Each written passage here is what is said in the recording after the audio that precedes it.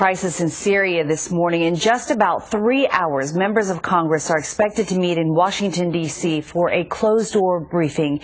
Yesterday, President Obama made a surprise announcement saying he would seek congressional approval before ordering a military strike against the Syrian government for its alleged use of chemical weapons. Today, the Bay's Monty Francis has reaction from Bay Area members of Congress. What we must do is keep the pressure on. Within hours of the president's announcement about Syria, about 100 anti-war protesters took to the streets of San Francisco. Smaller protests were held in San Jose and San Mateo. And Bay Area members of Congress, including Representative Eric Swalwell of Dublin, were busy looking over the White House's draft resolution. The president's resolution, as I have read it, does not limit him from putting troops into Syria, and if that is the case, I can't support it. Swalwell, who just returned from a trip to Afghanistan, says he doesn't want the U.S. to get drawn into another conflict in the Middle East that would put U.S. troops on the ground. The resolution authorizes the president to take action that, quote, he determined to be necessary.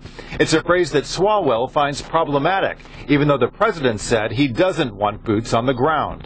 By broadly allowing the president to use any means necessary with our armed forces, I think that's too far. Representative Barbara Lee of Oakland was the only member of Congress to vote against the use of force in Afghanistan back in 2001. By phone, she denounced the chemical attack in Syria, but sounded averse to military action as a response. But I have to tell you, I'm very reluctant as it relates to taking any military action that could lead to unintended consequences, and also that would set us back from a negotiated settlement. U.S. Senator Dianne Feinstein of San Francisco, who chairs the Senate Intelligence Committee, says she agrees with the Secretary of State's assessment that the U.S. cannot let Syria's attack on its own people pass without a, quote, meaningful response. And House Minority Leader Nancy Pelosi released a statement appearing to support military intervention, saying, quote, it is clear that the American people are weary of war.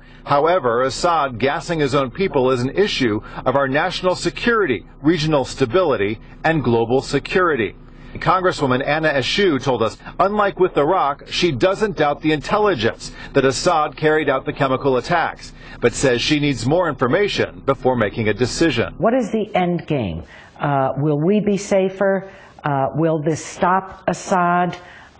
Will it bring the rebels together? And Peninsula Congresswoman Jackie Speer echoed her colleagues, saying, quote, any decision by the U.S. to intervene should not be made in haste. Monty Francis, Today in the Bay.